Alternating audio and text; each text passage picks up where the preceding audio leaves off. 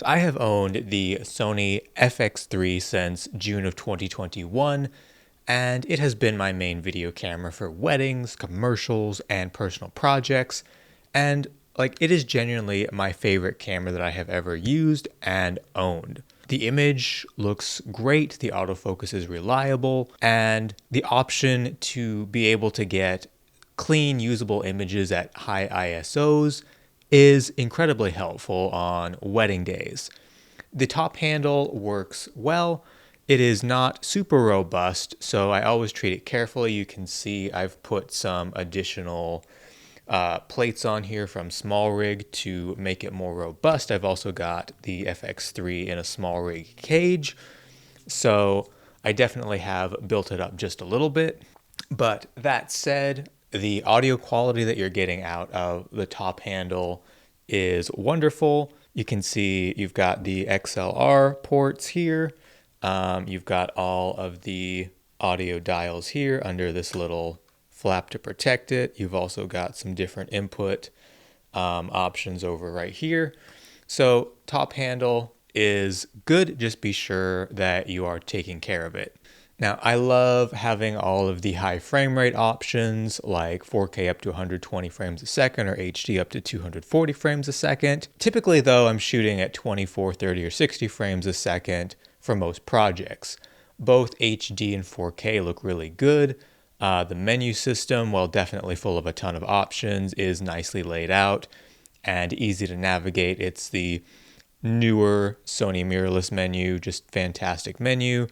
In-body stabilization is good enough, but if you're used to something like Panasonic's world-class stabilization, it's not at that level. You definitely need to use some good technique to get good handheld footage and can't just hold it there and expect the camera to work magic. Now, Sony has done a great job of introducing a lot of features to the FX3 over the years via firmware updates and continues to do so. So for a 4-year-old camera, it still stacks up really, really well if you shoot in 4K and HD. And you don't really need higher resolutions like 6K or 8K or some things that other newer cameras offer. I have paired the FX3 with everything from modern autofocus zoom lenses all the way to old vintage glass, and everything looks really, really good.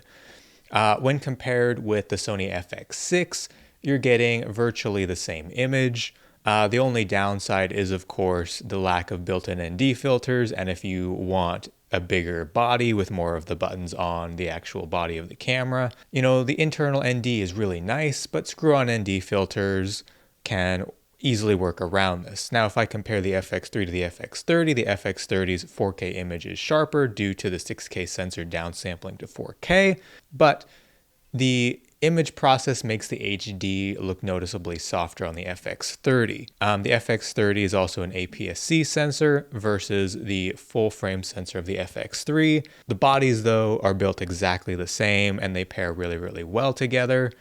And I have used both cameras together on wedding shoots and commercial shoots, and clients really can't tell a difference in the image. Personally, even 4 years after buying this camera, I am still very, very happy with my FX3, and I don't have any plans to replace it anytime in the near future.